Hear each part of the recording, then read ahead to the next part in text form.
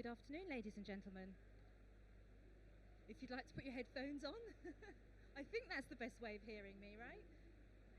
I like to walk around, and they've given me this wired thing, so I might end up, I can't get over to you guys here quite as much, but I will endeavour to make this work.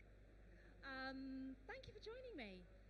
I'm in the kind of like pre-lunch, post-lunch bit in the middle, so thank you. My name's Miya Knights. I'm here today as an author and a consultant and publisher of Retail Technology magazine to tell you about how to use omnichannel enablers specifically to build a winning offer for your e-commerce customers. I should also thank the organisers for inviting me. I'll explain why I'm talking about omnichannel in a minute, but talking about omnichannel at an e-commerce event, I think, is a sign of our times. I think that's an absolutely great thing. I've not been to the show before because I focus specifically on the intersection of stores and online, and hopefully the learnings that I've managed to accrue over the last sort of 27 years of my career will resonate with you, whether or not you are a traditional stores-based retailer moving into online or a pure play e-com retailer as well. We're all customers at the end of the day. So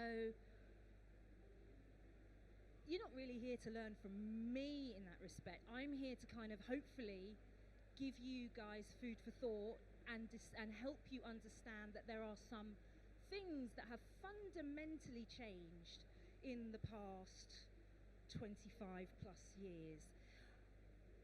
Even more so in the last 3 to 4 years. I think hopefully everyone will agree, it's not rocket science, the world has gone digital.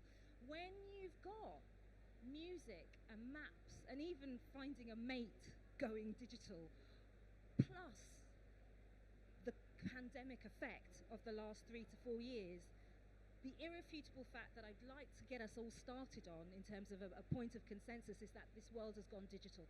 And so regardless of whether or not you started in brick and mortar or whether you started in online only, knowing this, keeping this in the back of your mind as the foundation for everything you do is going to be the best starting point for winning with customers if you have an e-commerce offer.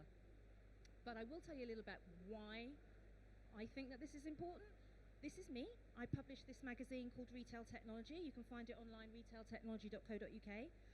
But out of those 27 years of experience that I'm going to try and share with you today, reduced down to some basic essential tenets, I wanted to just give you an idea about how I've come to the conclusions that I've drawn and that I'm about to share with you. In the last 5 years, I've written 3 books. This is the 2nd edition of Amazon. It's been licensed in 17 languages to date. 2nd edition came out last year and I've written it with my co-author Natalie Berg. Just because when I was a research director, Amazon was the gorilla in the room, whether or not it was a retailer or a brand.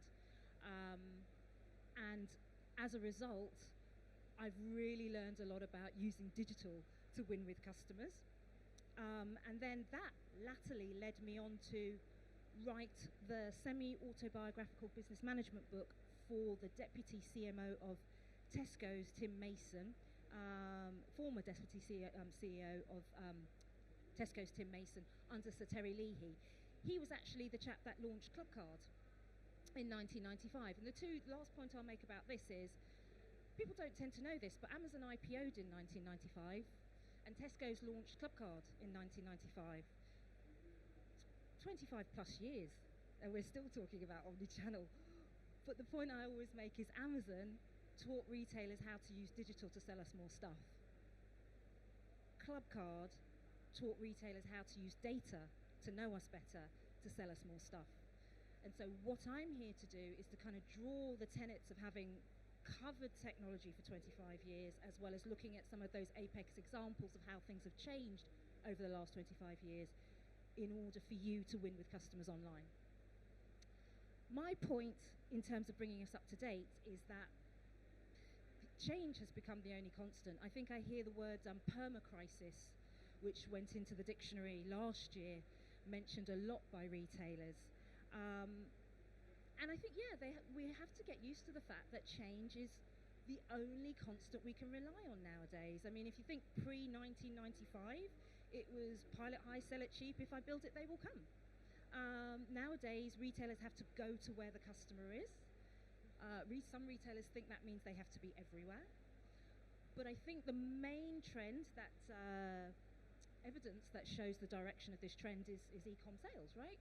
And we're here to talk about building a winning e-commerce offer. So let's look at how e-com appetites across Europe and the US have changed. You can see that from 2012 through to about 2019, we were on a steady path of probably about, I don't know, varying from country to country, between 15 to 18%. Then the pandemic happened, and we had this massive acceleration into 2020. But the thing that surprises me the most is that retailers, whether or not you're online only or omnichannel, didn't really expected that growth trajectory to carry on, even though we got back to stores. And what we're seeing is a bit more of a leveling out, where the UK is still the most voracious online shopping nation in the world as a percentage of total retail sales. But you can see how countries like Germany and the Netherlands are picking up and actually beating the US there. And I think really the point about this slide is that as we as consumers have become more familiar with using digital to craft and shape our shopping journeys, we've increasingly adopted it. But when there is the opportunity to visit both stores and online, it balances out. I don't think we're going to see e-com growth at the same double-digit year-on-year pace that we have over the last 3 or 4 years. As a result of that, we really need to take some learnings about how consumers have told us they like to shop with us online in order to make sure that we can sustain more growth. So I like to look at who's won and who loses, and what the winners do right and what the losers do wrong, in order to start to give you some recommendations. And it's not rocket science. It's not nothing surprising on this slide, I don't think. But over COVID, those companies that had majored in digital before, from say 1995, were the winners. They already had a digital connection and they grew it. I think it's interesting that Tesla's on there, but also that Amazon's on there as a retailer. But one of the things I always say as my biggest learning from writing Amazon is that actually Amazon's a tech company first and a retailer second. And so they really majored in how to use the technology and digital to sell more stuff to us. But then if we look at what's happened since then, it's kind of pretty much stayed the same.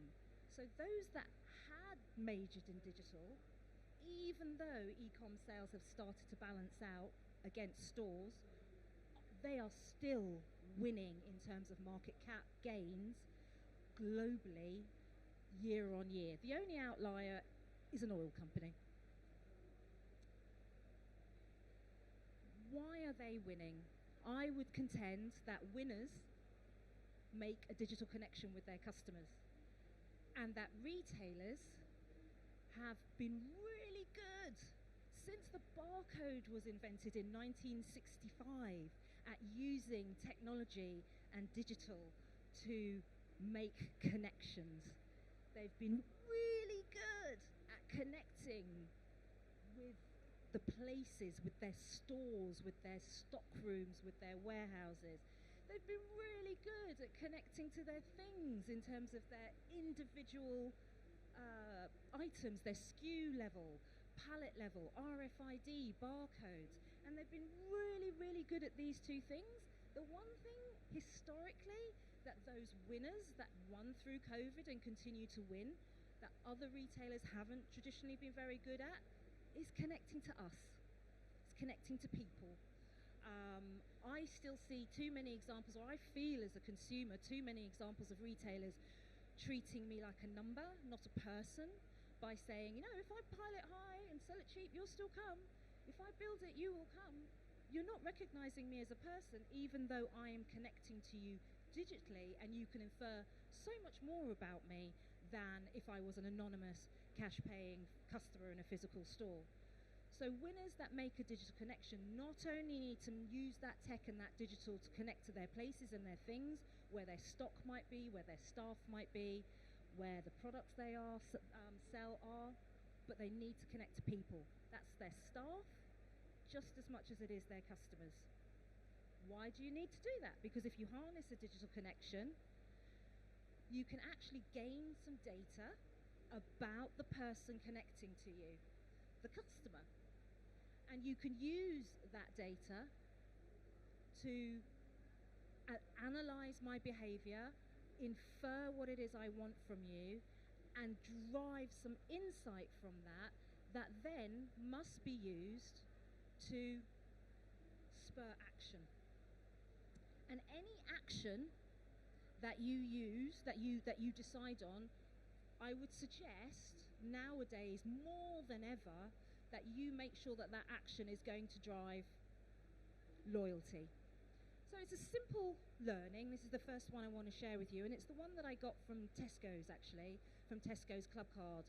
So Club Card launched in 1995, and the data analytics company that convinced Tesco's to bet 10% of its marketing budget that year on Club Card was a company called dunnhumby. And dunnhumby came up with this acronym: data driving insight, spurring action that fosters loyalty. Simple. Sorry.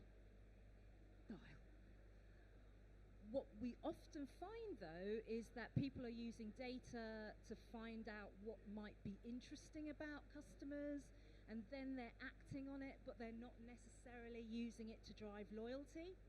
This was the success for Club Card, and this will be the success for you. Just try and keep in your mind that every data point that a customer is sharing with you can be used to drive insight, that should be used to drive action that fosters and generates loyalty. Even if you are the kind of online retailer where you don't have the frequency, you still want to make sure that you're always going to be part of that customer's consideration set when they come to buy from you again. And I'm thinking about things like beds or carpets, where people visit you once or twice a year, once or twice every 10 years. This is going to be key to knowing when to re-engage that customer. When I've seen you bought a mattress from us 10 years ago. Would you like to come and visit us to have an appointment to find a new one? Why do you want to do all of this? If you created that digital connection, which if you're online already, you kind of have by proxy, you can automatically infer who it is that's buying from you. Again, think about the difference between that and the anonymous cash paying customer. We've all been there over the last 10 to 15 years. People don't necessarily want to have to visit your site and register to check out. They can check out as a guest, but even if they're checking out as a guest, they are still sharing details about who they are, where they're buying from, how many times they might have visited the site if you're using cookies, for example. And in finding out who that person is, you need to use that information to know who your customers are, and use that further to infer what they might want. When you understand what they might want, and that again will come from click-through rates, conversion rates, clickstream activity, in terms of which product PDP listings are most popular, for example, you can use that what to maybe try and help you refine what, where, and when they buy what they buy from you. If you take all of that information, the who they are, the what they buy, the when, what are the conditions, is it late at night, is it early? I've worked for a mobile app firm that has noticed push notifications are most powerful at about between 6 and 8 o'clock on a Friday evening when you're sat on the sofa double screening, for example. Understanding the when to engage your customer will all add up to understanding the key thing here, and that is, who are my best customers? So we're heading into the golden quarter, right? We're heading into probably the most promiscuous buying time of the year, and some of those customers you'll only have seen for the first time and they'll be gone. But some of them might like your experience and come back. These are the customers that you really need to understand. Your best customers, and this was another learning from the Club Card book, are the ones that spend the most with you. It's the Pareto rule. Don't know if you've heard of the Pareto rule. 40% of your customers are probably responsible for 60% of your sales. Those are the 40% that you need to know inside out. Because if you know who your best customers are, you should use that information to go out and find more like them, to make your SEO and your price pay-per-click advertising more effective, to take actions that are going to not only drive sales but hopefully loyalty, because you're giving customers more of what they actually want. I just want to make sure I'm staying on time here.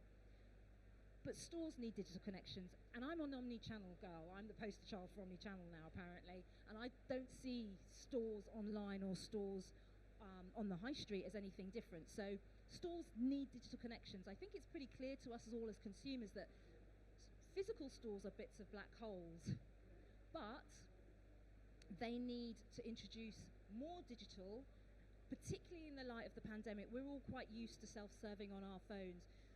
Particularly prior to the pandemic, I could look up where to find the nearest eggs using Google search. Even Google Shopping might say nearest eggs near me, and I would get to the front of the store and put my phone away. Nowadays, that digital genie can't be put back in the bottle. I'm scanning my own goods, I'm bagging my own goods, I'm paying for my own goods using a QR code. So that's really kind of established in store, but I still think there's a huge long way to go. But introducing digital in more refined ways that allow you to understand the who, what, when, where, why, so that you can sell us more of what we want, is absolutely just as important for e-commerce players as it is for store players nowadays, especially when you consider that rebalancing of online to stores post-pandemic. So, starting to round up with my recommendations in that regard, what do customers want, regardless of whether you're online or you're in store? So if you're introducing digital tools onto your e-com site, you need to make sure that these are the 3 tenets that you are following, that you're allowing the customer to access a speedy and convenient service. If they don't want speed and convenience, then they're looking to you for your range and your relevance. I always say this when I talk to people about Amazon. Amazon is the everything store. It's everything to everybody. Nobody should be competing with Amazon in that respect, particularly if you're online. Retailers' original role were as merchant curators. This is where you have the chance to curate your range and demonstrate to a customer when they're visiting your site or when you're advertising with them how it's relevant to them. You can't do that unless you kind of know who you're talking to. And the final thing that I think we've seen as a result of the proliferation of digital and adoption is the opportunity to really understand the provenance of a product and to give consumers more choice. I remember talking to Terry Leahy, and he said, I used to see consumers at the shelf edge in the 90s confused because we got so many different brands in. People were actually, when you give consumers too much choice, they get choice paralysis. If you know your customers particularly like 1 of 2 or 3 brands, those are the brands you should be majoring in. I think sometimes e-com retailers think that by offering the world, and read here, trend towards so many more marketplaces, that you're giving the customer what they want. What they want is a trusted merchant advisor to help them find what they're looking for as quickly as possible, to get it to them as conveniently as possible, to make sure that you're giving them confidence that they're buying the right thing for them, and that any kind of association with your brand makes them feel good. The brand has a purpose, and that the choice you've given them is one that's going to be the right one for them. So how do you do that? There's 5 ways. I think information is absolutely key. Your product display pages, your product listing pages, Probably there are about 30 top attributes that you need to make sure that you're surfacing to your customers in these pages. You also need to make sure the most important of those attributes are being surfaced in your advertising off your site that bring people into your stores, especially as the cost of customer acquisition is rising so fast. You need to inspire them. Too many e-com websites are flat, static and boring. I think if we introduce mobile, if we start to understand the different form factors that consumers are engaging with you on, and you're in the right sector, things like augmented reality, virtual try-on, all of these things can really help inspire the customer and make them feel that they're getting the right choice for them. Make sure you're relevant. I love this example. It's the Zara store app, store mode. So you engage with me online, you engage with me in store, but when you come into the store, flick the store mode on, and I'll give you some extra goodies. I think how that translates into the online space is if you've got a website and you're asking people to download an app, make sure that there's some utility, there's some use in it. I like the way that IKEA has constantly built on the capabilities of their iPhone to make sure that their AR room fitting services are really sophisticated as well in that respect. And navigation, I think search is woefully overlooked online. That goes to the speed and convenience, help me find what I'm looking for as quickly as possible. And then in regards to convenience, there you've got an example of the QR code overtaking payments in stores, in physical stores. How many clicks are you making the customer go through to reorder something, to buy something? This really goes to the basket abandonment issue that is still huge online. So in terms of closing the digital loop, I'll just leave you with a couple of examples. I think this is why we're seeing retail media networks become more and more popular and interesting amongst retailers. They're learning so much about who we are, they want to take that first-party data, turn it into a revenue stream so they can monetize it. If these big guys like Amazon and Walmart are actually launching marketplaces, I heard Ocado talk about how Halfords now advertises on their site. They're able to exploit affinities that they didn't even know that were there before.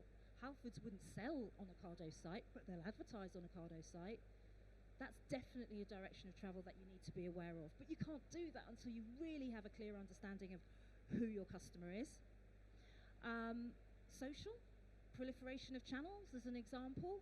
Making sure that who you sell to, understanding what you're selling in terms of sales and orders and where your inventory will help you take advantage of trends like TikTok made me buy it. And then I think my final point is, I said I don't see channels, I just see a customer. And I think Shane feels the same way, right? I'm saying that right, Shane?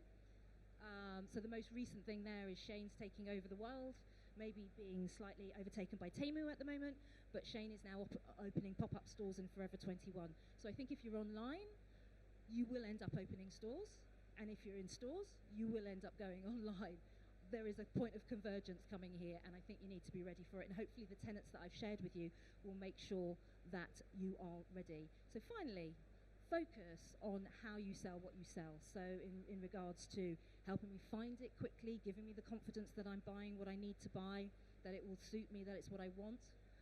Understand who you're selling to. I think I've driven this point home really hard. It's really, really important because I did some research at IDC when I was a research analyst there, and the results were termed give to get. The more we share about ourselves with retailers as consumers, the more we expect to get in return. It used to be the 3 Ps, right? Price, promotion, proximity. It's now price, promotion, reward me for my continued custom, and recognize and reward me for my continued custom. Update when and where you sell. So again, Golden Quarter, Black Friday, Cyber Monday, do you need to be offering discounts as deep as they are? Only offer them to your best customers or the most promiscuous customers, and refine what you sell, because none of you can ever be an Amazon. There is never going to be another Amazon. If you go deep, show your expertise rather than broad and shallow, customers will love you for it. So with that, I'll thank you very much. If you've got any questions, please come up and see me afterwards. Thank you.